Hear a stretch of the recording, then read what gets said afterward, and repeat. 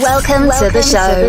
Geek Insider presents Into the GeekVerse, the place to get an inside look at movies, comics, games, tech, and everything exciting going on in the GeekVerse. Join Matthew Harris and David King as they take a deeper look at the good, the bad, and the downright terrible things our GeekVerse has to offer.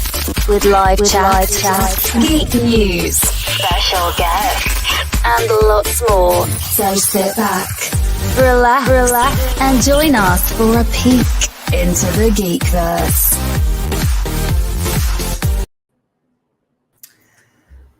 We'd like to thank our sponsor today, Colgate, for bringing you this episode. More on that later. Well, welcome back, Insiders. Thank you for joining us for episode 17, where we'll be discussing the Disney's just finished show, She-Hulk. Now, I know me and Matthew have been waiting to discuss this. Matthew, how excited were you for the show to originally come out? You know, when it was first announced, I would just really didn't feel one way or the other. I was like, cool, another show. I didn't know much about She-Hulk other than she was the cousin of Bruce. And that she turned into a Hulk and was a lawyer. That's all I knew. I didn't know that she could transform at will. I didn't know she was automatically, her just normal self. I didn't know anything. So I didn't really care once it was announced. Gotcha. Yeah, I mean, I'm right there in the same boat with you. The only thing I'll say that I knew previous to this, well, actually, technically, when they first released it, people were constantly referencing to the naked hula hooping She-Hulk comic. So also wondering about that being... I need to check that out.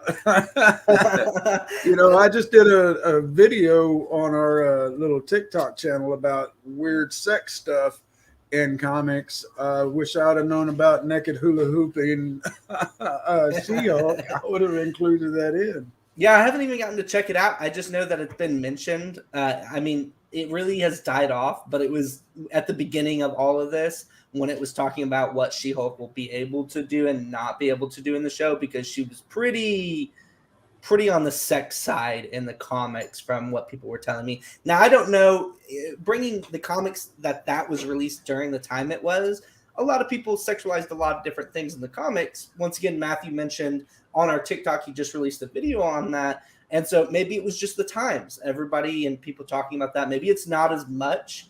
Guys, if y'all have read those comics, please drop a comment down below and let us know what you thought about the She-Hulk comics versus the series that we got.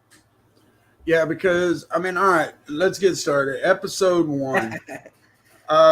First and foremost, both of us had a comment about the whole how she gets her powers, the blood. The first thing I want to talk about, though, is I don't know that it was addressed. How the hell we go from the last Avengers with Bruce being Professor Hulk or Smart Hulk, as they're calling him in this, and he's staying that way, and then now in She-Hulk, he's back to Bruce. Now, this is actually, if you pay attention, I think this was later on. I don't remember where it is, but this is officially after Shang-Chi. If you remember the cutscene at Shang-Chi at the end, he shows up because he got an inhibitor in there, which allowed him to, for a short time, be Bruce. And she addresses that. She addresses that when she becomes Hulk. She's like, give me an inhibitor like what you made you. And he's like, that was a prototype. It took me years and it was just to my body. She's like, make another one. He's like, I can't. Okay. So that makes more sense. But I have some mind-blowing news regarding that whole scene that I'm wondering whether you caught on or not. What? So before getting into it, I'll try to go in the order that I remember, at least. First, the Marvel scene where it introduces Marvel Studio did get updated. They introduced Mighty Thor into it, brought back Shang-Chi on the M. The next thing, we already went over. Hulk comes in after Shang-Chi because the end credit. The ship, so before the blood, you remember the ship that drops down and ends up firing upon the whole thing. Did you recognize that ship? I did not pay attention. I just, think it's going to be the same every time, so I don't pay attention. As I thought, I went back and watched Thor Ragnarok. That is the exact same ship as the Grandmasters from Sakaar, except for it's not the same colors, but it's the same like model and everything. So I'm like, okay, well, this is from Sakaar, unless a Wakandan made one that's really similar to that, which I don't think, because Wakanda has their own kind of ships and stuff. And that kind of sounds like an Easter egg, because what we find out at the last episode with Sakaar coming back. Okay. Yep. Yeah, that's exactly where I was going to go with that. With the last episode, it ties it in, which I think confirms that ship was from Sakaar trying to get back their world. That's what I'm saying, is that was kind of an Easter egg or a foreshadowing of that and tying it together. That's pretty cool, man. I didn't catch that. Leading to what you were saying about the blood, getting into it and everything like that. I remember we talked about it a little bit, and you said it kind of makes sense, and that's the way that like she becomes it. But I guess I was expecting a little bit more from a Disney show. You're talking about they had an accident and they were together where it just dripped in there. I guess I expected something more, and maybe, guys, that's my fault for just expecting so much from Disney, but these shows have been phenomenal, so I was expecting a lot. But I was thinking, like, okay, maybe she's, like, dying or, like, dead or something, and nobody could res them. And he has to get her transfusion. Yeah. I was thinking something traumatic like that. Or at least, because he's so smart and a doctor and stuff, like, at that time, it was either, he starts saying a little bit of things, and he goes, she's going to die if I don't. And then maybe, like, him fighting. Well, what is, and I wish I would have looked this up, because I'm sure Marvel has retconned it a few times, but I would have liked to have known what her origin story was through the comics. Did they change it for this show? Because I just didn't like it. I mean, she gets a couple of drops. Bruce says, "No, get away," and then all of a sudden she's turning green and pow, she's Hulk. I just wasn't impressed with that. That seemed to be lazy writing, which I always say, it just seemed to be lazy writing on how she got her powers. Yeah. And to be honest, it kind of set the tone of the whole damn show. There is, we'll get more into each of the things, because you got more notes than I do. But in my opinion, I'll just kind of foreshadow everything. I think that this was too goofy for its own good. Definitely. There's, it was, and I think it's kind of setting up things for the future of the MCU that I'm not sure I'm going to like.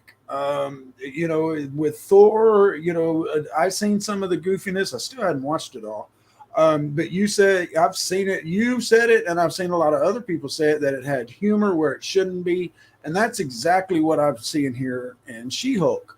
And don't get me wrong, there's some good parts, and I'll talk about that. There was things that I liked.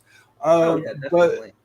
But I'll give it another season. I'll watch next season, or at least I'll start it. If it stays goofy, then I might just give up. But the thing is freaking Kevin, which now we know why he's such a genius, and we'll discuss that in a little bit.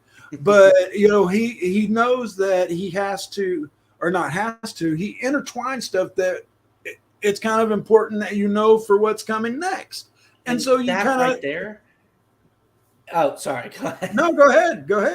And that right there is probably the most frustrating. Like you said, the goofiness gave us a lackluster beginning for the hopes and what our expectations was. But the thing is that if you're going to do goofy and stuff like that, that's fine, I guess, if you could produce the money. I don't feel like that this is a season where it's like, let's watch this again. Like, I want to, it did not give me that vibe. And the problem is, then don't put things that's relevant to the universe in this. Now, if it's going to be a goofy one-off, leave it out. I'm totally fine. Put it out. I had a lot of laughs. Don't make me feel like this was a necessity to watch. Or and that's the damn thing. Yeah. I'm just saying, that's the exact freaking thing that drove me out of comics in the early 2000s, was that they were doing all this crossover bullshit that you had to read in order to know what's going on in your regular comic. And so and then they would come out with 19 variant covers by some great artists. And so, my bipolar OCD, I'm like, I gotta have. But then finally I was like, wait a minute, man, this is a money grab. And they're making me buy all these other titles. And that's exactly what Kevin is doing with this stuff. Yeah. And I don't know about you, but I'll say to our audience and everybody, I'm for crossovers if you do them right. For example, the CW, who put out several different shows who did crossovers once at each season, allowed you to pique your curiosity to watch the episodes from the other ones. You didn't have to watch the whole series. You could watch one episode to pique your curiosity to watch more. Right. They did it excellently. They didn't do it too goofy. They stuck to the characters. They added them in and made them do things that they would do according to it and do it correctly. Don't force this upon us because your great Marvel thing and shows are doing so well. But enough about DC and all about that stuff. As we're already about leading into a quarter of this, the last thing, or I don't know if you have anything more about the first episode, but the training montage was lackluster. Hulk is an amazing character, and I don't care if you're female, needs to be somewhat berserker. You're telling me from the start she never had any issues or berserk when that is the characteristic of Hulk. Now, I understand the idea is she's a lady. She's been through all this. They tell us that kind of stuff and she has it. But you're telling me that there's not just something that gets her a little bit angry and then she has to like use a technique to cool down. Like she's perfect. You're telling me. And she just, in every turn she surprises Bruce. He's like, well, that's new. There was like, and then later on, it happens, and we'll discuss that, where she does have the rage. So where the fuck did that come from, man? I mean, she's getting her ass kicked by Hulk. And it's a cool fight scene. I'll give it that. The few in the season. Right. No, I meant between her and Hulk. No, I know, but just overall, there was a lack of a fight scene. Oh, but yeah. The Hulk jump, were you also mad about that? I remember this being an astonishing move that Hulk can just blow out of the water and just I get in Avengers he uses it solemnly to like save people, catch her, like to go like really, but then like they went from like one side, like maybe if I'm stretching it a mile they jumped. Nah, dude, he could like 1,000 miles or something. He jumped continents in the Hulk or Incredible. I forget which one when he's saving what's her name? Betsy, whatever. Betsy Ross is the one that did the flag. Betty Ross is Hulk's girlfriend, I think. But yeah, he jumps to a whole new continent, and he does it, when he crashes down through that building and he's, changed. And that dude said, "You come down butt naked, son." But we're getting off track. The point is that Hulk could have whipped her ass, and I can understand that he was holding back. This is his cousin. He's got his whereabouts, but she was getting her ass kicked. I mean, she's doing her share of ass kicking too, but she's getting knocked into buildings, or their huts, but into trees, into boulders. Where was that rage? She only gets rage in an episode way later, and it's nothing really. Her life's not in danger. She's not getting her ass kicked. It's just something that makes her look like I say this and I'm going to get canceled. It just makes her look like a woman that can't control her temper because her personal space is attacked. And if you look at a total, I think that I understand and I accept they led all of the episodes up to the emotional distress that she's been piling upon herself in the change, and she no longer can handle it. Totally fine with that. But the rage at the beginning, I'm talking about when you first got a Hulk and it's genetically changing you, and the basis of Hulk is rage, and just like, you can't control it coming out. Even if she does somewhat be really good, there should still be signs at least in the first episode where she, I know stubbing your toe seems crazy, but like stubs it and then like you see her rage a little bit, but then she controls it. And then when Hulk like pushes her like kind of like start getting more ferocious, and then like at least just the first episode, show us more of a Hulk. I get that in the comics and stuff, she's a lawyer, she's a Hulk, she walks around in her clothes, like that's kind of but they had a whole comic on her being the Savage She-Hulk. Right. But exactly. you showed us none of Savage. No, it just went from she was lawyer to she went from a lawyer to and little cutesy I don't want to say cutesy, a beautiful woman, she's got her career going, and then this happens, and then she's just bigger and green and still the same person. There's not that rage like you said. And that's the whole thing about the gamma radiation, is that it went off the adrenaline. You get mad, you get scared, you get hurt. It turns you into Hulk and the rage machine. She can control becoming Hulk. I understand that. Bruce could when we first see him in Avengers. He's like, I'm always angry, or in Avengers 2. But so, yeah, the whole turning into Hulk didn't make sense for me. We can't spend too much time on episode 1.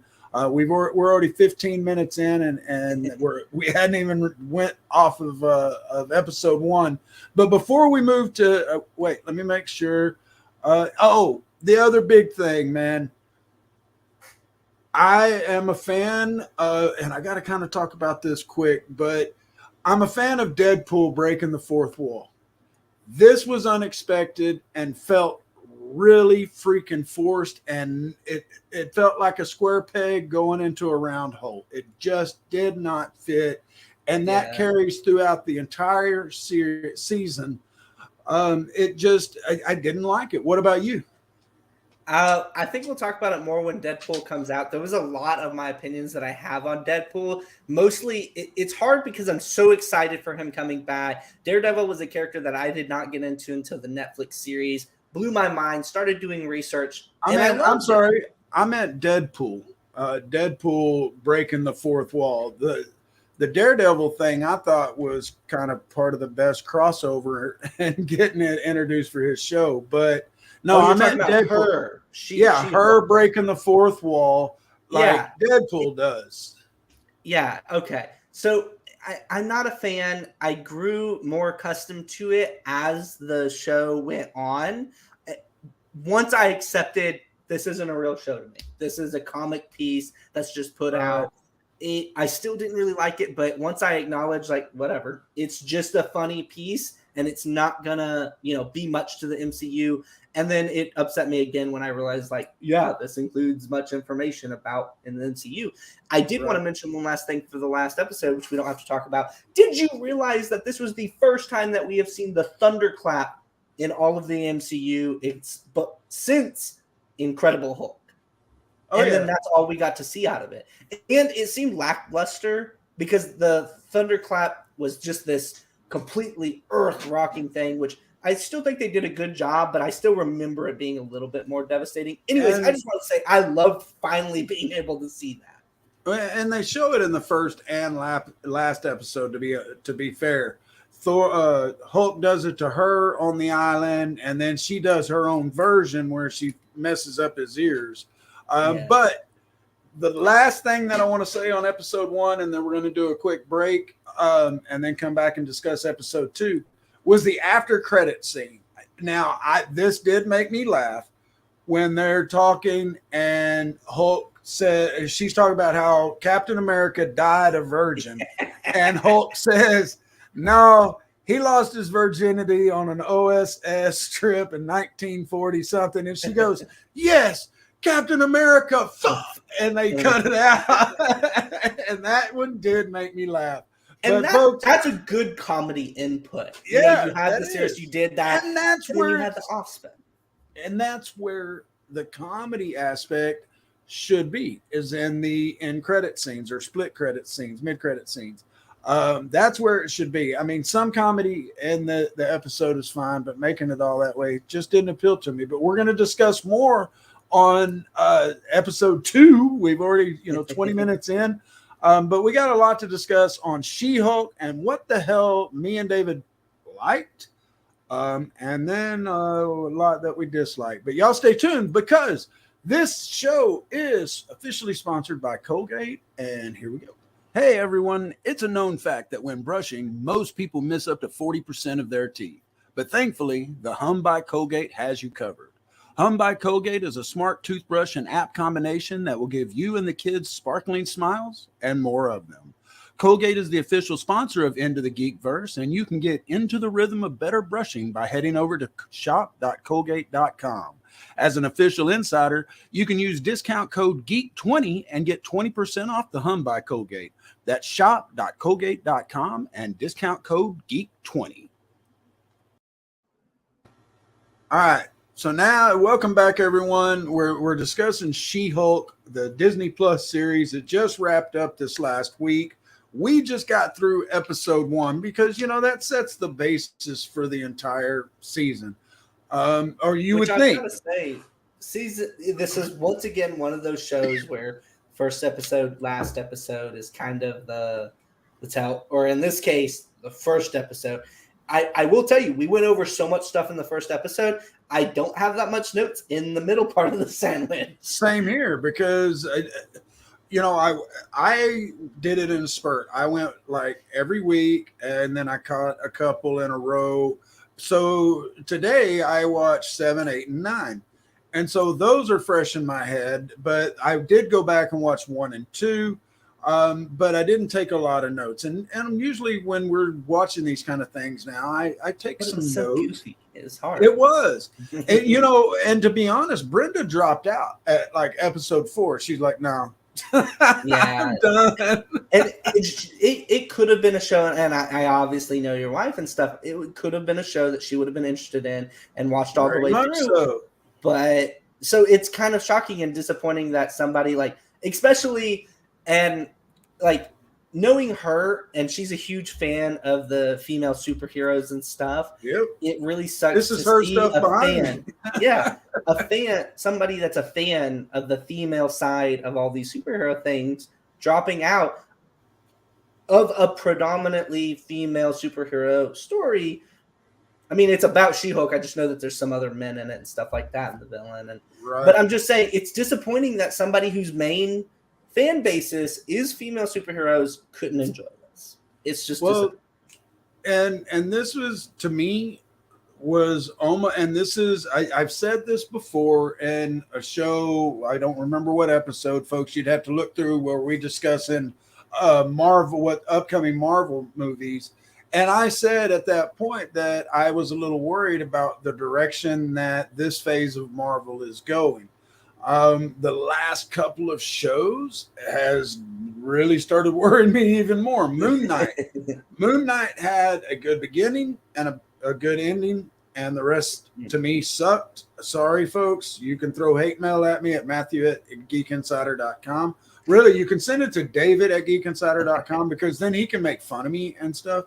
But no, this one, it started out good, and unfortunately it didn't end good. We'll get there, but oh my boy. Well, leading into episode 2, obviously we get Emil Blonsky thrown into it. Were you expecting this? I know we saw Abomination before, but were you expecting the original actor? No, I wasn't, and I liked it. I liked him, but what I didn't like was this complete transformation. I mean, he was a gung-ho mercenary. Yeah, mercenary for hire, and he focuses in on Hulk. He hates him. He wants his power, and then he gets it, and then just going to prison for a little bit, all of a sudden he's like, oh, okay, I'm a good guy now. I'm going to help people. I'm going to do that. Just, to me, it didn't sit well. It goes right along with the entire tone of the show, where they did this goofiness, and, I don't know. Here's the thing. Go ahead. I agree with you, but I feel like they easily could have pulled this off. Give me 30 seconds or whatever where he's talking with Jen Walters, the lawyer, and he explains why. Not this like, oh, I've got all these girls or whatever. Like something traumatized him, or him realizing, God, this shit sucks, or like some deep heart Even moment where he's like, watching I'm Bruce, done being in here, or something. Then boom, I'd be okay with it. But you gave us this really goofy, hi ladies, I've got 6 wives who buy me a house, and I'm a good person who shares. It was the stupidest damn thing, and again, lazy writing in my point of view, because one of the easiest ways to would have been that while he was in prison, he saw Hulk save the world. He brought, millions of people back with a snap. He was a good guy, and then going, okay, he's not the monster. I don't have to be a monster. That just would have made a hell of a lot more sense than, I got 6 chicks willing to bang me, even though I'm an abomination. Now, go ahead. Oh, I was going to go into the next part, but were you wanting to say anything else on Abomination? No, not on Abomination. I just had something to say. Get a kick out of this. The article that Jen is reading when she's trying to find a job because she can't find a job, if you read it, it includes like in there fight something about a fight with a man with metal claws. Oh, really? This is from the first X-Men. Not only that, but there's an article mentioning Eternals finally saying, why is there a giant statue of a man sticking out of the ocean? Because at the end, it's just stuck out of the ocean. Right. Stone. And I love it. But I wish that Eternals is making more of a mention openly, not having to read an article from a computer screen in the show. I don't know that they're going to continue with the Eternals at this point. Well, but they've teased so many things with it. They have, so I'm worried. But it sucked. It didn't make the box office. I am sure that they're still planning some big thing. But to be honest, this second phase, or not second, but it is to me second phase. It just is lackluster. There's some things I like. I do like. Go ahead. No, I was gonna say, but you got to remember the first one's slow, and maybe this is just me holding my hopes high. But the first one was also slow, having to start with Iron Man, and like it was just movies. Now they're having to incorporate these shows, and I feel like they're putting a lot in this, but they're having to keep it filler because you got to remember, to me, the first phase and everything until the dead middle of it, it was just everything felt like it was on its own. But then in the middle, then you start bringing things together. You start enjoying it. Like it feels more like a universe. And then you go off with all the major movies ending the phase. So maybe it's my hopes, but I'm just like, it's still the beginning. They're just doing filler, but they're still trying to maintain what the audience likes about tying things in, which isn't always working out, obviously, like She-Hulk that we're discussing right now. But I'm just hoping I'm holding my hopes high. I'm thinking the middle will be more of a boom. Welcome to the actual start of the phase where everybody's really excited. Right. And that's cool. If it happens, kick ass. I mean, and we know some stuff's coming because of what happens at the end of this and what's happened at the end of some of the latest movies. One thing I wanted to point out that I don't know if you caught was Jen and her friend. Don't remember her name. They're about to go into the bar, and the people are shouting or chanting, "She-Hulk, She-Hulk." She's in a sweatsuit. It zips up. Her friend talks her into changing into She-Hulk. She changes into She-Hulk, walks in, and is not in the same clothes. She has got this fucking nice little thing on, and I look, there's no zipper. She walks around, and then her boss comes up and says, "Hey, I need to talk to you as Jen." Yeah, he was worried he was going to get the shit beat out of him. Is what he was worried about. But she changes, and as she changes, the fucking clothes change into the zipper thing again. And I was like, "No, wait a minute, she ain't got those powers." Dang, I didn't notice that. I'll ask you this though, since you noticed something. I hope I've noticed something you didn't notice. Do you know the movie Son of Lambs? Or no. Dang, it was something. But when she has to go in and she's in the prison, she makes a joke saying, "Are you going to serve me up with fava beans and a Oh, nice that's Chianti?" Silence of the Lambs. Oh, Silence. okay, yeah, Silence of the Lambs. Yeah. She does a reference to that. I Oh, haven't no. seen it, but somebody told me to look up that saying, and it was so. I thought It's that a was good neat. movie. It's a great movie, and the whole series is great. Y'all actually should watch it. It is good. It is good. It's not horror really. It's this thriller. But anyway, back to She-Hulk. I don't have any more notes on Me two, three, either. four, five, or six, and which kind of does it good for the time frame here. But I wanted to note something here, and I told you before the show that I caught 1, 2, 3, and 4 all had mid-credit scenes, and some of them were funny. We talked about one earlier. The second one, her dad's got her doing all kinds of shit as She-Hulk and installing a TV and carrying a bunch of big, 10 or 20 gallon things of water. And I don't remember the other two. But then number 4 comes up, or 5 comes up, nothing. 6 comes up, nothing. 7, 8, 9. And I'm like, Kevin again. He just made us watch all the credits, but he doesn't realize that you and I are smart enough. We grab that fast forward button and we go and scan. But yeah, that's kind of it. The middle just wasn't noteworthy enough. There is nothing in the middle that really happens until we get teased at the end of 6 with a certain mask. And I will say that there was a kind of a reverse crossover here. We had other crossovers with movies, but we did have a reverse crossover. We mentioned it earlier with that Daredevil shows up, but at the end of 6, all we see is this mask. Hell, it might be 5 that we see as the end of it. I think it is, because in the next episode we don't hear shit about Daredevil. Well, before jumping too far, I do have a little bit of notes leading into episode 3. That's the one where Wong comes in and Jen Walters is like, no, just a guy named Wong. No last name, just Wong. Yeah, it was kind of funny, and I like that he was bringing in, because it's a character that you can play with, but it felt really weird.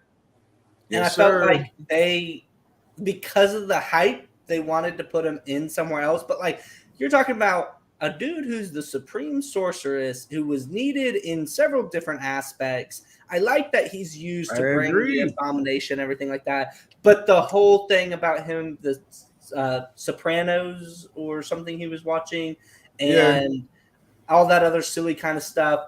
I guess. And there's more silliness. Just why? I like that I kind of like that he's suing somebody for the misuse of the magic arts, because I like that for the main part, this likes to stay true to the whole legal aspect. There's lawsuits in the different ones, and I think that the lawsuit against misuse of the mystic arts was a nice one, but he's just kind of silly about it. And I'm like, and that's he's my supposed problem. To be a really powerful sorcerer supreme who helped out in several things. He's in movies, shows, the end of Shang-Chi. I'm like, well, then that's my problem. I mean, he has, even in Doctor Strange, he cracked some wisecracking stuff, and he was kind of the comedic relief. He's stoic, but he just says these lines, and he shows up in Shang-Chi, and there's a little bit of fun there. But it felt so forced in this episode. And then, if I'm not mistaken, it's the end of that episode, the mid-credit scene. They really fucked him up. I enjoyed it, but where they're talking about what he's drank and what he hadn't drank. no, that one's not till later. But yeah, bro, it couldn't have been more than episode 3 or 4, because 5, 6, 7, 8, and 9 didn't have anything. It had to be. I'm pretty sure because 3. Maybe I am getting them mixed. They're not really defined, which is also kind of throwing us up. Usually each episode's very defined for us. Right. But I did want to mention, because I had two other things for episode 3. One, do you remember the crew that attacks Jen Walters? She transforms into She-Hulk. It's like, oh yeah, I don't have to worry about people trying to beat me up in an alley. You remember that? Did you know that crew is actually from Marvel? Like from Yeah, that crew is actually You're called talking the about Wrecking.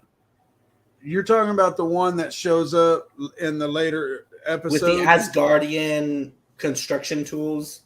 Yeah, but he shows up later in 8 and 9. Is that the crew that you're talking about? Well, one of the guys shows up in the later episode, but I'm talking about the original part where he goes to attack. The group goes to attack Jen Walters. She transforms in a Hulk. Yeah, Like, yeah. They're actually called the Wrecking Crew, and I know. I believe their debut was from Avengers: Earth's Mightiest Heroes, when that guy that we've seen steals Loki's crown, and Loki goes to absorb some sort of powers. He ends up absorbing it anyways, and then goes to fight Thor, and they did this whole episode on it. It was kind of silly. But if you notice on all their shirts when they do the attack, they're wearing the W for the Wrecking Crew. Oh, and I've heard of the Wrecking Crew. I may have ran across them in the comics that I've read in Marvel. They may have shown up. But no, I didn't catch that. What with you mentioning that though, then what they did with that character later on in the season just doesn't make no damn sense. This motherfucker can go and take on Thor, but again, he's gonna do the Blonsky thing and just find his inner hippie.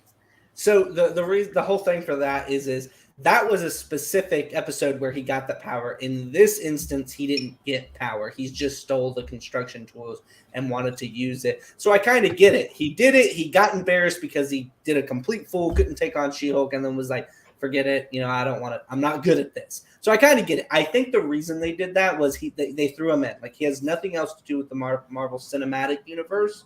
I think they just threw him in as kind of like an Easter egg. I think that's it. I don't think many people would have really noticed that. But that I do like the Easter egg kind of things and tying into the comics. I mean, I love it. I'm more, and I think you are too, more of a DC fan, and so I can catch a lot of those kind of Easter eggs. A lot of the Marvel stuff I don't catch, unfortunately. And I'm going to be honest, guys. Maybe, hopefully, you think I'm really smart in catching these things. I'm going to be honest. This season was really lackluster, so I was looking up what Easter eggs I might have missed, and that was one of them. I was like, okay, and I saw it, and I was like, I remember that from watching I think it was the show, the Avengers: Earth's Mightiest Heroes, where they go against Thor. I would have never made the correlation, but once again, it was so lackluster, I had to look up, like, missing Easter eggs, and I found that one, and I wanted to share it with you guys. With that being said, that episode ended with Jen twerking. Yes, credit scene with Megan Thee Stallion. Yeah, and that is my first instinct of realizing maybe what people were saying is true about her going naked in a hula hoop. She's starting to be a fool, and so like that was the first episode where I'm like, she's gonna get later in the season. I think she's gonna get like. What would the word be? Sexified? Like they're gonna push her to those beings that people are telling me about in the comments. Well, and that's the thing, dude. She kind of does throughout this. She gets horny. That was the starting point. Yeah, she gets horny. She has sex with a couple of guys. One wants her to be Hulk, and another screws her up. But she is very sexualized in this, and she's wanting to get her freak on, and who could blame her? I think I would want to, if I was her. Wait, this will sound gay as hell, but Superman, she's Hulk. She can take a pounding. That makes me think of the episode in The Boys. If y'all haven't seen it, it's on Amazon, where you actually get to see scenes where the superheroes fuck, and like the guy who resembles Superman is like choking this woman and like throwing her across the room and demolishing the wall, and she's like that's as hard as you can get or something. Like it kind of made me think of that. Well, and but that's with the fucked up stuff. Yeah, right. We're talking She-Hulk. TikTok video on the comic books that Matthew just released on our TikTok channel. Yeah, and there is a lot of fucked up stuff. There is actually a comic book that has Superman and Wonder Woman doing it, and it's kind of like that. They destroy a lot of stuff, and that goes on for page after page after page. But you know, I don't have much, like I said, on 3, 4, or 5. What else you got? So let's see. 4, more Wong. I was like, okay, well, why put him in the previous one if it's going to be this? It was weird. But I did like the whole lawsuit on the misuse of the mystic arts. I feel like that was a balance between funny and the show. It's legal. She's She-Hulk, which is a Hulk. Mystic arts, which is kind of superhero-ish. I feel like this was a good balance where Wong came in and he was like, it's just embarrassing. It's cheap card tricks and all that kind of stuff. I was like, okay, yeah, that's a real world problem that a lawsuit would definitely happen from somebody misusing it. I kind of like that. This is where she also did the whole dating profile, which I mentioned before. This starts off where she gets very sexified, and I guess that's because of the comics. You have a mention to the Book of Vishanti in here, which was just kind of cool because Doctor Strange Multiverse of Madness just came out. And then, of course, the end credit scene where he's like, you got served, and it's in a pizza box because she's a lawyer, and he's trying to be clever about it, and she just shuts him down. He's like, okay.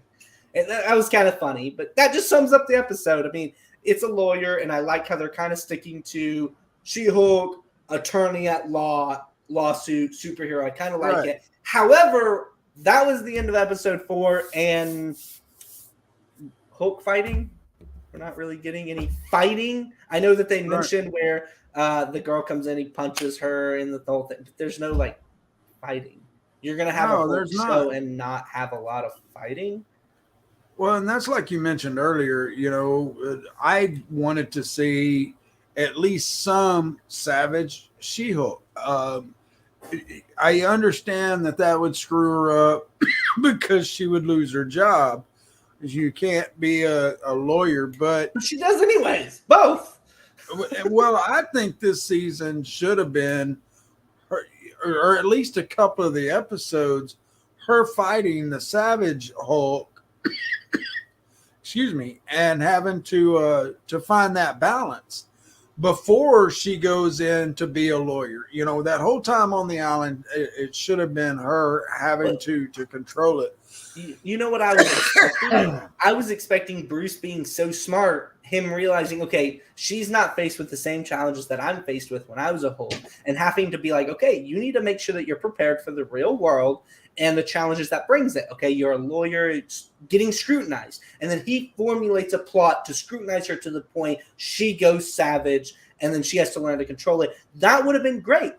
It doesn't have to be the same thing as he challenged, but at least push her to that point. As we later determined, when the emotional stuff just keeps tacking on and it finally gets to her, she gets really upset. I wouldn't call it savage, but she does get really upset. And I feel like if you would have taken the time to, instead of doing that in the montage where you come up with a personalized thing that's going to scrutinize her, get her really worked up, and then cause it to happen, and then she learns how to deal with it, that would be great. And then later, instead of doing the whole emotional thing, doing something else that causes it. And I think that there was definitely missed opportunities here. I think that they ran too much with the sexify version of it, and they're like, what goes with that? Comedy, so they don't scrutinize us. And then they just were like, I agree.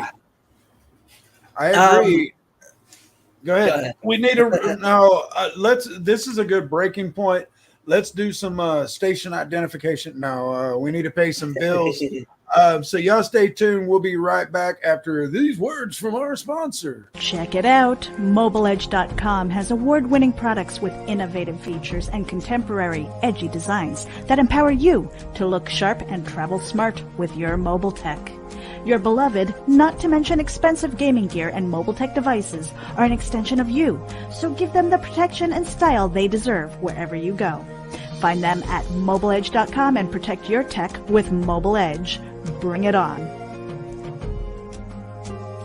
Hey Geek Insiders, Mobile Edge has a special coupon code for our dedicated listeners. Get 25% off your Mobile Edge gear using coupon code GEEK25. That's GEEK25. Geek out. And I always Alrighty, everybody. Well, hang on. Let me talk about Core Gaming there. Folks, you go to coregaming.com, put in that Geek25. You do still get 25% off. That says in the little tag there 2020 when it expires. But this is a live sponsorship by Core Gaming. And if you're a gamer or even just a tech head and you want to protect your stuff, they got a lot of cool stuff over there. So get over to coregaming.com. David, go ahead. I wanted to say everybody who's sticking around, I appreciate it so much. We're going to go ahead and rapid fire these mid episodes because I know I've got a lot I want to talk about for that last episode. Yes, sir. So, without further delay, going into episode 5, we're going with the whole sticking with legal. I mentioned was really great. The superhero place, great.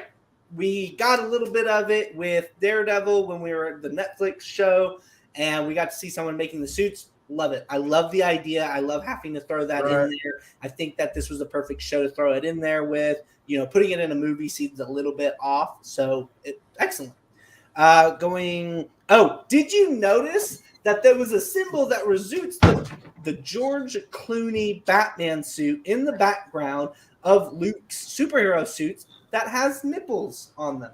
No, I was like, that's cool. I mean, it's DC, and I don't think that they meant for it to be like the Batman suit, but I saw it, and if you see any suit with nipples, you gotta think about Batman.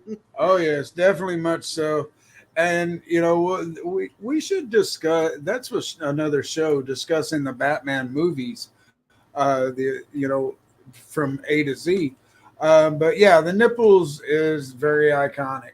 And it's a great point to mention, everybody. If you're watching this live, if you are joining us afterwards, or if you're on the podcast, you can come over to YouTube, drop us a comment below on shows that you would like to see so that we can go get those in the works for you.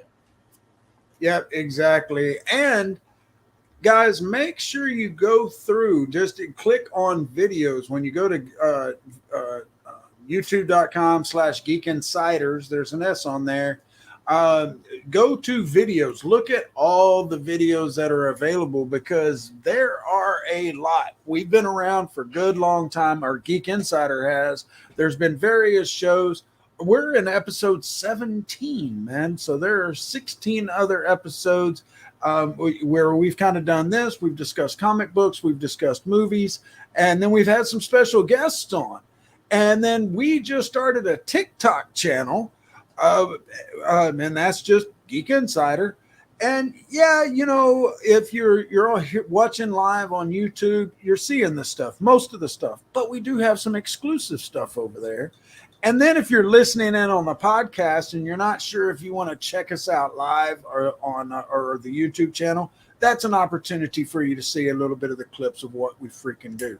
David, we're doing it again, man. We got to move forward because I didn't say it this time. If you notice, I didn't say we didn't have enough content for an hour. Yeah, but we're only at episode 5, and we both want to talk a lot about 7 or 9, whatever the hell.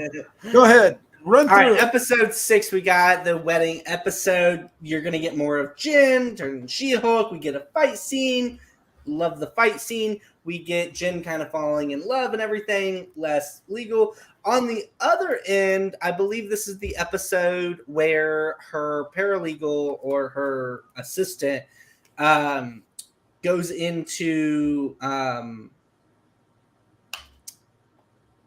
the one with Mr. Immortal. The good, you know, like it's a side story. You remember where Mr. Immortal and he's got all these wives. No, and have to pay. I don't remember. I thought it was kind of cool to be able to still introduce the legal side of it, and it still being, it was a superhero thing where somebody was abusing their powers to marry multiple people, fake his death, get insurance money, move on to the next wife, and then it all caught up with him and he had to pay out. It was really funny, especially how they like came up with it. Not introduced intelligentsia. I did like, I believe this is the episode. It was the first time that I suspected Todd at being a bad guy because on the date he mentions about She-Hulk's impenetrable skin, and he asks if vibranium can pierce through it. First time I suspected. I didn't catch that. And we do find out that Todd's a bad guy, and that's something we'll discuss in a minute. Because I don't remember. Anyway, go ahead, because these episodes here, we're on what, 6? Yeah, we're on 6.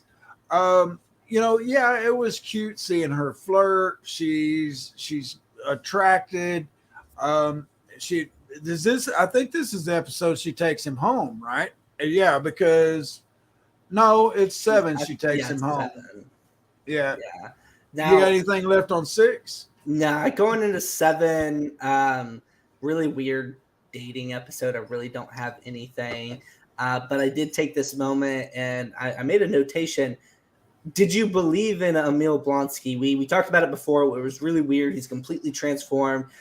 When you first watched the first episode and stuff, did you think, oh, he's going to be the bad guy, he's going to turn, and this is going to be the whole thing? Right, or did you just think, oh, well, forget this?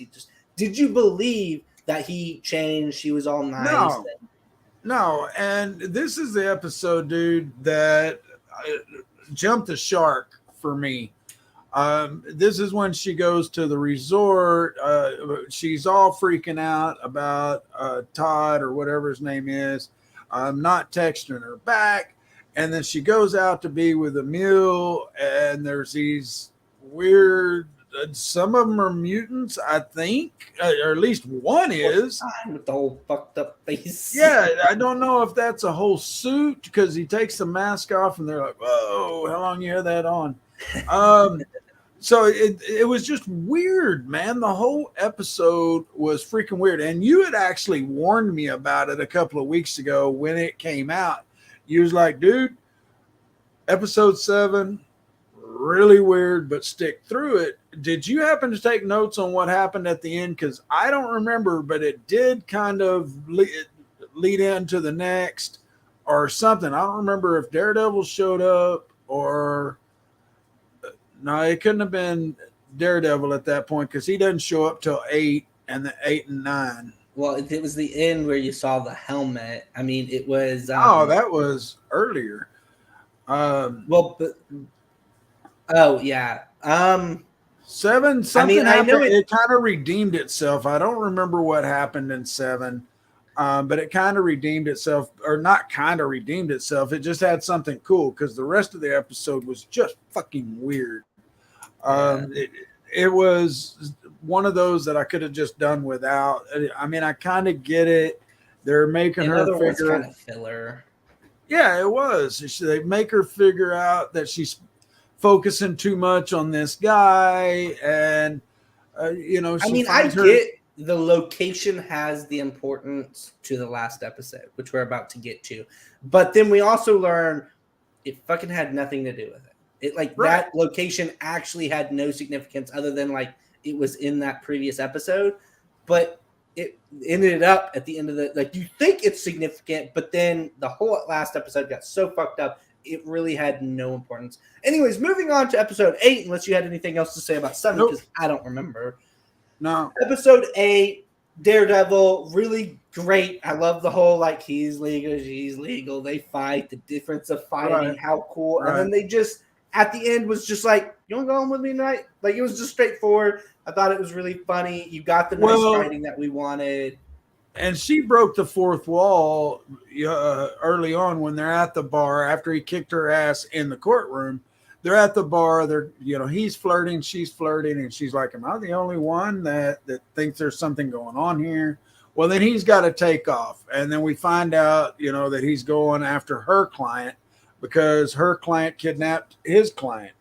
Mm-hmm. And we hadn't said it fucking one time. There's spoilers in here, folks. We should have said that 19 times. Well, you saw the title. You'd right, right. But so like you were saying, I was saying they were flirting. There was this big thing, And so then they meet up, end up fighting as She-Hulk and Daredevil. That was a pretty cool fight. I liked seeing Daredevil. But my brother, what did you think about this new costume? I actually thought it was pretty refreshing. Not my favorite. I like the Daredevil red, but I like that they revamped it because Marvel owns this now. They have officially introduced it more, and they had total rights to make a badass revamped suit. But the colors, I wonder if I wonder if they specifically did that because of the joke where she's like the Golden Devil.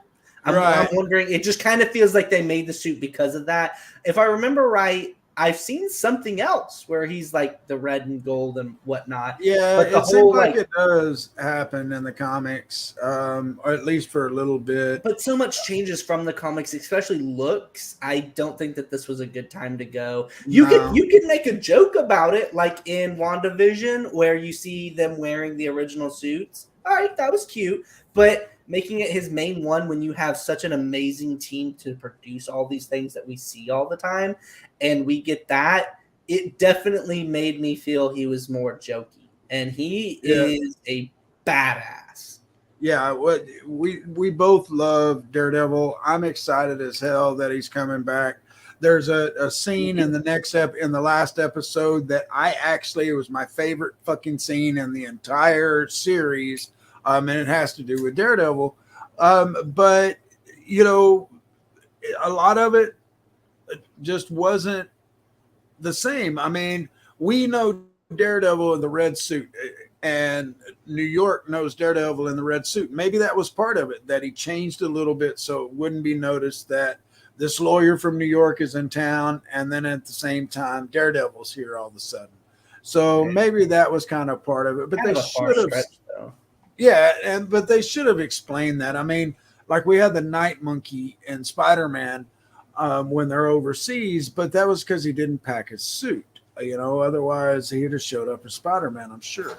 Anyway, they packed the suit. Anyways, yeah. The last thing was, do you remember in episode 8, she breaks the fourth wall and talks about Red Hulk? You remember that? Yes, I do. And that made me like, awesome, because how many times before even She-Hulk was announced that Hulk needs to be out, Red Hulk, world-ending Hulk, the Hulk world, like we've talked so much about Hulk, and we've even mentioned to you guys that we are looking at putting together a whole cinematic Hulk episode for y'all, breaking down all the different movies and what we think about it. So we were excited, and seeing that gave me hopes to where this is leading, which kind of goes into the next episode. But before moving on, Matthew, anything else about episode 8? You know, not that I remember. I didn't take copious notes on 8. It was cool. It was cool enough. It was better than 7. The episode 9 should have been at least as good as episode 8 to end it with, because it was kind of like, one was like, okay, you're getting into it, still not great. Like even Moon Knight's first episode was better than She-Hulk's first episode. Then episode 8 was kind of good. I mean, it's not a finisher of the season, but it was still good. And 9, now that we're here, just fucking shit the bed. Dude, and a child came and was just like, oh, and just like smeared it, and then not only that, came and walked up and then was just like, high five, and then smacked you in the face with just a handful of shit. Yeah. This was a horrendous ending. And you know, we've got an earlier episode where we discussed Moon Knight, and it actually gave more story, more meat in 6 episodes than She-Hulk did in 9. And at least they had on Moon Knight, they had a good first episode and a good last episode. We got a lot of damn unnecessary filler until this episode. And then this episode, holy crap, dude. On the word of filler, I understand, before all of you fans don't hate mail. And by the way, Nick, thanks for joining us and dropping a comment. There is an understanding for filler that each episode brings a little bit of something that gets mentioned later on, like the total emotional trauma that she gets, that she ends up, transforming and blah, blah, blah. And like we go to Emil Blonsky's house, which we end up seeing in this episode, but it's still filler. It's still just blah, blah, blah, blah, boring information, things that were not very good. I feel like they tried to mimic way too much of Deadpool, but we expected a Deadpool. We don't expect this from Hulk. And I understand for She-Hulk, there is a lot of like different things from the comics, the sexified and all that other kind of stuff, but it just wasn't an interesting pull, and you tried to make it way more relevant, and that's the biggest thing that turned me away, is trying to make this relevant in the MCU, but then also just completely making this a goof off and trying to rip off from Deadpool. But yeah, I mean, I just wanted to say that about the filler, guys. I understand that filler episodes still have micro things that to be mentioned later on, but we have way too many movies, shows produced, everything that does so much better, especially specifically from Marvel and Kevin, that they should know better. And they just pulled this stunt with Thor, Love and Thunder. It just didn't go over well, and I'm really surprised that they wanted to do this. And Deadpool 3 is coming out, so why put something out like this if you're already having a movie that goes around that stuff? And my thing is I'm just wondering if Kevin, if he moved to California and got a medicinal marijuana license, well, it's totally legal there anyway, but I'm wondering if he started smoking and thinks he has a sense of humor now, because there's just the last two things have had all this interjected humor. And I understand Thor Love and Thunder was the director, but Kevin approves this shit. And there's something in a minute that they do with Kevin that I get that was supposed to be funny, but it was some of the stupidest shit I've ever seen in the Marvel universe. Dude, I forgot everything else previously in the season just for me to actually see Kevin in an episode. I forgot everything. I was like, Kevin? I was like, how are they? Right. What? I was like, okay. Like, all right. And yeah, so, well, going in, since we're talking about Kevin and everything, Matthew, would you do the honors to tell our audience how Kevin was involved in this episode? Well, of course, he's the producer in real life, but She-Hulk gets pissed of how they're running the ending of this, because it gets really stupid.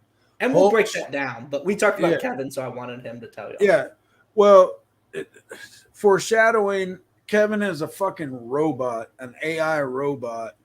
And man, getting to that point sucked, because she breaks the fourth wall in a way that we've never seen before. And she finds out that Kevin Feige is a robot, an AI robot. So anyway, yeah, that was stupid as hell.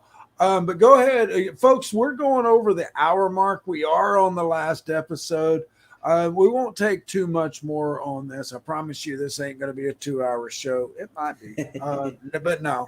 But David, I only got notes on Kevin being the robot, and then the thing with Hulk at the very end. So before going into Kevin being a robot, you've got Jen Walters, who cannot turn into She-Hulk anymore because of previous episode. And so we didn't talk about that. She went that was Hulk. what you were talking about, the end of 8, 7, right? Or 8. Where he gets an emotional trauma where King Hulk posts a bunch of videos, like the video of her having sex with this guy who stole her DNA and everything. And so she gets really angry at seeing it, emotional, and she like tears down the stuff. Everyone's traumatized, and she gets her powers taken away. We learn at the beginning of this episode. And that was what we talked about a lot previously, about her losing her emotions and stuff like that, which I get. She just said, like, she knows how to control them, but now she underestimated it because all this stuff is hitting us at the same time.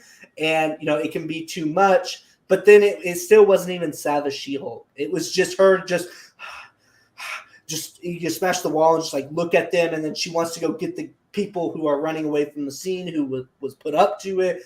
And And then she kind of calms down after people talk her down. But she's snarling.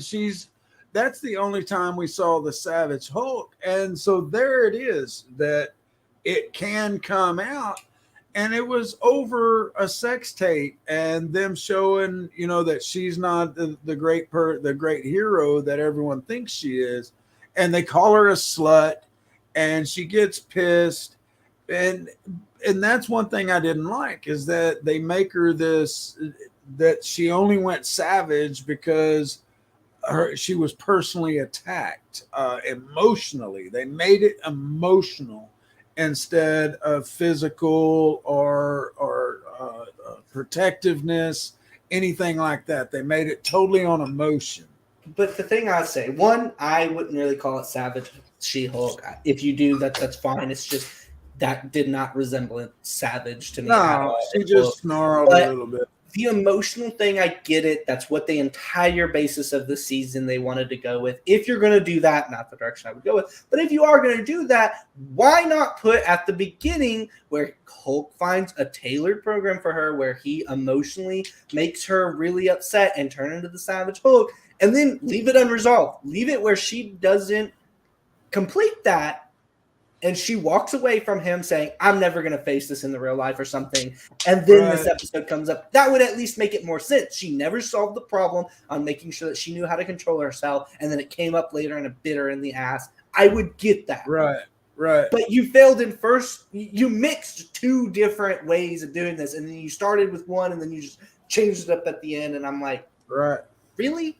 And so I'm with you. I really didn't like that they ended up doing that, but I understand where it could have been good if you're going to go along with the goofy storyline and stuff, but you missed the mark at the beginning. Hulk should have been like, okay, he's smart. He should have been like, hey, you're going to be a lawyer. You're going to get ridiculed. You're going to have all these emotion things. Are going to start stacking up on you, and he's going to push her and emotionally break her down. Watch her turn savage in the first one, and then her leave, saying, I'll never have to deal with this again. And then, boom, it comes up. That would make sense. That's how stories go. But you just left it at, she's perfect. She doesn't have an issue. And then later being like, because, the emotions go. She does get pissed. And that's what's kind of weird about this entire show, is that they make it lighthearted. They put some comedy in it. It seems like they're trying to aim it at the younger audience, but then they throw in all the sex and all the little innuendos and all the things that are totally, not. And granted, I know they've done that since Looney Tunes. They put jokes in for the adults and the rest is geared towards kids. This is way too blatant. Yeah, exactly. And it's just goofiness that just didn't tie in for me. And, there's so much in this episode 9 that it was just, head bang, face slap. Catch this. We talked about how, at the beginning, she can't turn into She-Hulk. She's, figure something out. She goes to Emil Blonsky's house to relax and stuff because she remembered, she's got friends there and blah, blah, blah. And that's the whole point of that other episode previously. So she gets there and then realizes when she goes to use this room or something that, boom, there's Hulk King and all of the people who, hate her. And she's like, what? And then Abomination's there. And then Todd turns into, when you watch it, tell me this, at least now, as I say it, tell me it doesn't resemble Scrappy-Doo transforming into the monster from Scooby-Doo when Todd transforms into Hulk. It's just now that you mention it, yeah, that's a good analogy. And that's where this whole fucking thing jumps the rails even more than what it has.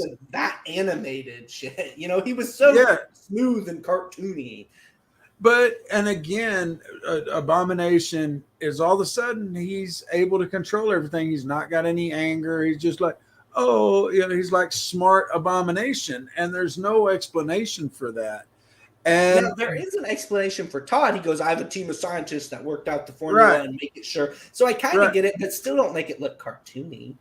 Right. No, it was totally, you're right. It was Scooby-Doo or Scrappy-Doo. Then we also get Hulk going from the sky. You get all the people coming in and, it's just a mess. And at first I'm like, oh my gosh, they're just like throwing everything, and I'm like, okay, at least huge big CGI fight scene that we've been waiting for this entire thing. It's gonna come down, and then like, what? Stop! And then and then she goes, wait, I could just break this inhibitor off, just like, boop. No, dude, she didn't even do that. They do a cut scene, and she's she says with her mouth. It doesn't show her taking the inhibitor off, but she says, wait, I could just take this. But she's Jen, and what they make it Velcro. They didn't look Velcro when they go and fix Abominations. He's working on it on his leg, so it ain't like you just pull it off. So that was one thing a big problem I had is like, she's Jen. How the hell did she get this inhibitor off? And all of a sudden she's Hulk.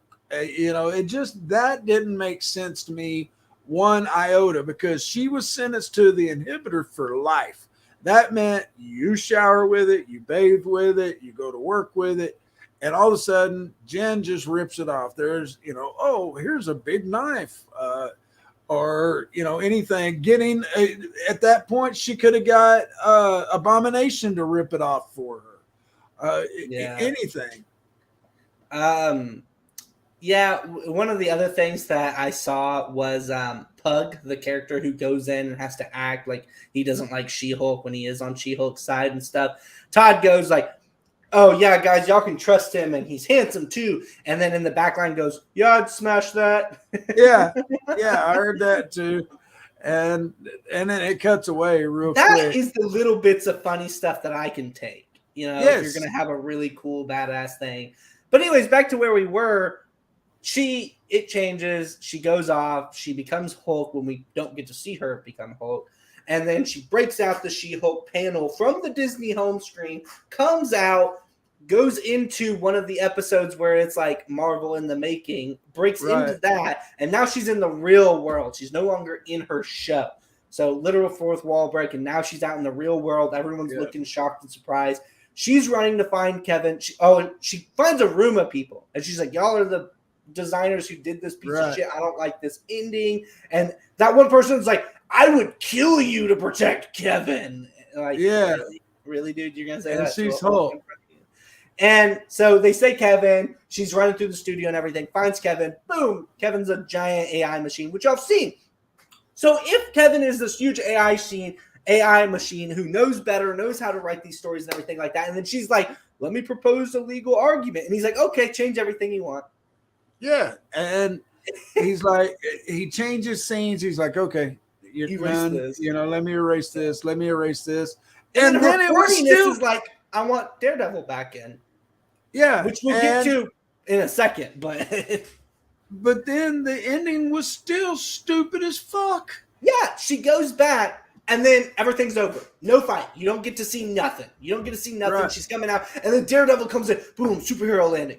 And she goes, oh yeah, you missed it all. I was like, okay, so you're gonna throw him and in he's out and do nothing. And he's out during the day in front of the cops when earlier he had said, no, I don't really stick around to talk to cops. And, he's kind of wanted by the police in New York. He's a vigilante. It was just this whole stupid freaking thing where, like you said, Daredevil drops in. He's in the multicolored outfit. But like you said, it just cuts back after she talks to Kevin, and Kevin does the whole Hal thing from 2001: A Space Odyssey. It drops back, and Todd is under arrest. The cops are there. She doesn't smash anybody. It's just totally anticlimactic. She goes to Emil and is like, I got to, as your legal representative, I got to realize your life's fucked. And he's like, I want to make her, because she says it before, but I'm like, so you really are making this the completely goofiest piece of shit show, but then you also still tried to make these really important things. Like Daredevil was such a big announcement, and this is how you decided to bring it on. Him fucking Jen Walters, I like it. But you should have brought it in a better way, and you should have done everything like the release of that kind of stuff. This did not do him justice. I want to back up a little bit. We talked about this a minute ago where Jen and Daredevil, after they fight, they know each other, or she knows his secret identity. They go back to her place. They have sex. And the next morning, Daredevil's doing the walk of shame, barefooted, in costume. That's all the clothes he had. And so he's doing the walk of shame. And I laughed. That was my favorite part of the entire series. You know, they always bring a little humanity to Matt. But that was just pretty cool that he got laid and he's doing the walk of shame. And then the chick even mentions it, Jen's friend. She's like, this guy in a devil suit was doing the walk of shame. And then she goes, oh, you hooked up? Now, everybody, I want to mention we are past the hour at 1 hour and 15 minutes. If you are still with us, I'd like to appreciate you for watching this. I know this is the part you're probably already waiting for us to discuss. So without further ado, Matthew, I know you're really excited, and I've talked a lot on this. Why don't you tell us about after that battle and Todd gets arrested, what news got broke to us?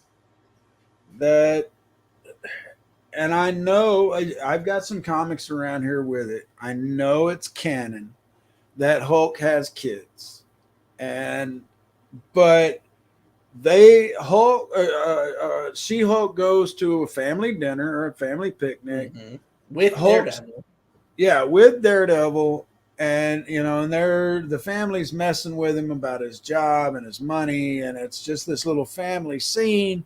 And then Banner shows up in Hulk form. And he's like, hey, y'all, I know I've been gone away on Sakaar. But I think the ship from the first episode. Right. But it's bringing back Sakaar all of the sudden from Thor Ragnarok. We haven't seen anything Sakaar. We know we got a lot of other things that have been teased and stuff, but this is the first time Sakaar has been introduced. Well, then Banner says, I want to introduce y'all to someone, and out steps a teenage Hulk.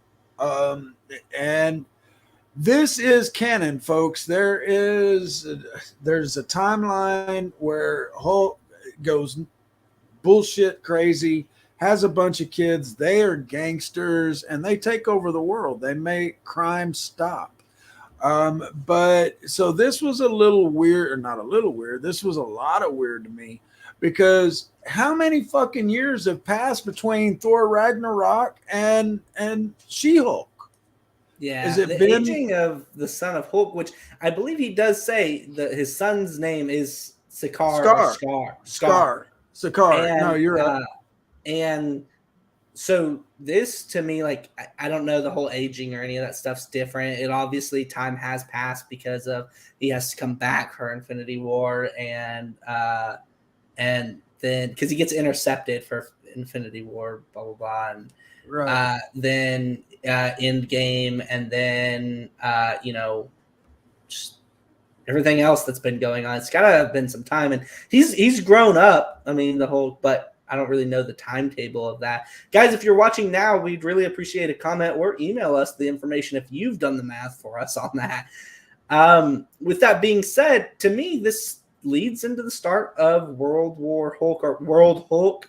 And I know we've talked about that before. What was your thoughts?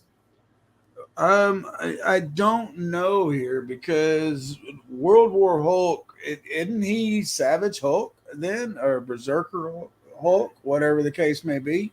He's not Smart Hulk. Yeah, but you got to remember, between like the inhibitor being on, now he's being, I keep liking to call it Professor Hulk.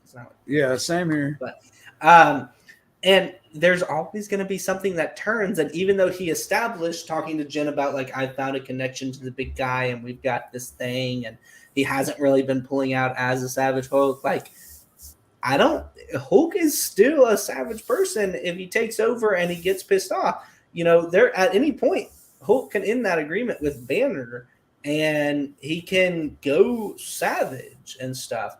Yeah. But also on Sakaar, he was still the Savage Hulk, but he was like talking a little bit, and he was still like very menacing. But like, I could very much understand he probably had the Grandmaster, musk up some ladies up there for him to fuck from time to time. Yeah, but the only woman we saw him talking to was Valkyrie. Well, yeah, but this is just he had a whole room, a bachelor room. It could have been just something never mentioned before because they probably didn't at the time. They probably didn't want to bring up the whole Hulk is fucking people. Bro, could you imagine being a hooker or whatever and you're sent up to Hulk's room and he drops them drawers? They got to be some kind of super alien or something that's going to be able to handle that thing. And have Hulk babies. Right.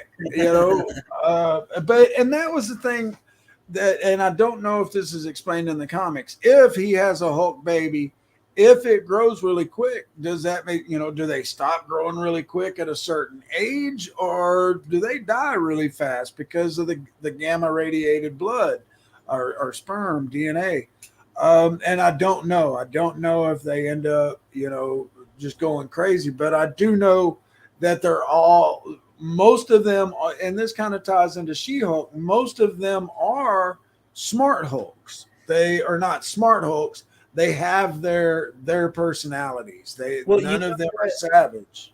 I just was thinking about it. It's really hard for me to see Marvel doing it, but I guess I could see this leading into it.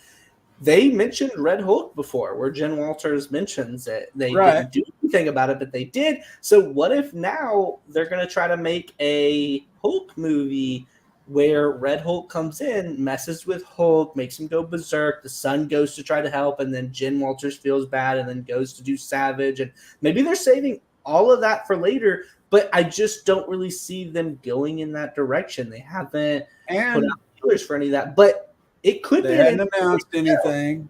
And it would make me feel a little bit better about the season. Not really, but it would make me feel a little bit better her coming in and then getting Savage because of her family. I don't know. And then like the whole team going against the Red Hulk or something. I could kind of think that. It would have to be we haven't heard, any announcement about a Hulk movie. But if there's a season 2, that could entirely go over how somebody goes through the process of trying to become the Red Hulk. Last episode, we get news that it is officially someone trying to become the Red Hulk or Hulk. They don't know they're red yet or anything. And then that could be what leads us to, hey, and then finally they release like upcoming. Because, if they started filming in secret, it would be one thing, but you're talking from the time that they announce something, it's usually 2 years or a year and a half before it comes out. And so, that's a long gap between, and I haven't read other reviews. On She-Hulk. I don't know how people are perceiving it. I hadn't even read Twitter post about it. I just know, we need to wrap this up. We're coming up on an hour and a half. Before I give my final opinion on this damn thing, was there anything else on 8 you wanted to say? On 9. 9. No, guys, we've announced our opinions pretty well throughout all of this. Obviously, I'm still going to be looking forward and watching some of that stuff so that we can bring you these content, our opinions, let us know. But guys, if you have your own opinion or you think we're wrong or we didn't discuss something, make sure to send us an email or drop in the comments. Our emails are Matthew@GeekInsider.com or David@GeekInsider.com. And we'd be happy to adjust our opinion, realize some of this stuff. I know I brought up some things to Matthew. Matthew always brings up things to me. So make sure to do that. We're always reading our comments, looking in our email boxes for y'all's feedback. As well as we mentioned before, please feel free to drop a comment or email us any shows ideas that you would like to see, and we'll make sure to put those in the work. Yep. And, that's going to do it for another episode of Into the GeekVerse. Next Sunday, we're going to discuss the first 6 or 7 episodes of Andor. And David's got to catch up. I had to catch up on She-Hulk. With our regular lives, we have to catch up on stuff. But Andor is coming up next. If you haven't caught it, it's another Disney Plus. I am actually of the opinion that Disney is doing a lot better with the Star Wars stuff than they are with the Marvel stuff on Disney Plus. I think it's because the Marvel fan base is less scrutinizing than the Star Wars one. And with that being said, guys, we've seen a lot of y'all have loved our Star Wars stuff in the past, especially the Obi-Wan series. So this is going to be just as exciting. And make sure to catch us live on there so you can interact with us and tell us your opinions as well. Yep, exactly. And with that, we are going to close this thing out. Thank y'all so much for joining. Again, if you've been listening on the podcast, don't forget, like David said, Sunday nights, 9 p.m. Central, we are live on YouTube and our Facebook, and you can interact with us live on the show. You can call us names and everything. Somebody did earlier. But here you go. We will see y'all next Sunday. Thanks, everyone. Oh, that does it for this episode of Into the Geekverse. If you enjoy our content, please consider subscribing to our YouTube channel. And if you want to join us live, hit that bell so you never miss a show. Want to catch us on the go? Listen to our podcast on every major platform, but you can catch the real fun on YouTube. Be sure to visit GeekInsider.com for tons of great geek content and advertising opportunities. And if you want to stay up to date on all things geeky, sign up for our newsletter. We'll see you next Sunday at 9 p.m. Central. And if you're not here, we might have to revoke your geek card. Have a great week, everyone.